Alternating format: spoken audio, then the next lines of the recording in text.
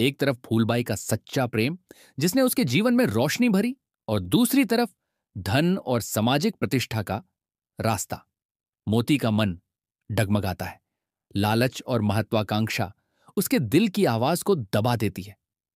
वो फूलबाई से कहता है, हमारा साथ अब जरूरत से शुरू हुआ था और अब जरूरत खत्म हो चुकी है। फूलबाई के लिए यह सुनना मानो आसमान से गिरने जैसा था। उसका संसार टूट गया। जिस आदमी को उसने दिल से अपनाया था वही उसे एक सौदे की तरह छोड़ रहा था। मोती अब महजन की बेटी से शादी कर लेता है। गांव वाले अब उसे सम्मान की नजर से देखते हैं, लेकिन उसके दिल में गहरा खालीपन बस जाता है। नई पत्नी को गुड़ के काम की समझ नहीं, और मोती की दुनिया अब पहले जैसी नहीं रही। फूलबाई की जगह कोई नहीं ले सका, न उसके काम में न उसके जीवन में। धीरे धीरे मोती का व्यापार डगमगाने लगता है। गुड़ की मिठास फीकी पड़ जाती है, काम बिगड़ता है, मजदूर छोड़कर चले जाते हैं और उसकी नई जिंदगी खोखली साबित होती है। एक रात जब मोती अपने पुराने खेतों में जाता है, उसे फूलबाई की यादें घेरे लेती हैं। वह उसी जगह खड़ा होता है जहां दोनों ने मिलकर अपने सपने बुने थे। अब वही खेत सूने हैं और मोती का दिल भी।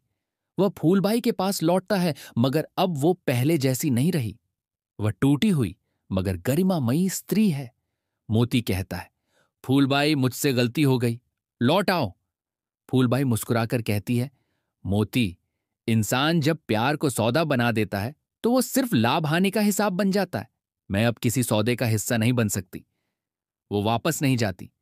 मोती वहीं खड़ा रह जाता है, पछतावे में डूबा एक सौदागर जिसने सब कुछ खरीदा मगर प्रेम खो दिया। समय बीत जाता है। मोती अब बूढ़ा हो चुका है। उसका व्यापार मिट्टी में मिल चुका है।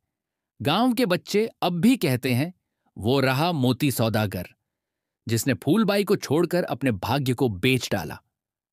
मोती की आंखों में अब भी वही दर्द है, वही यादें हैं।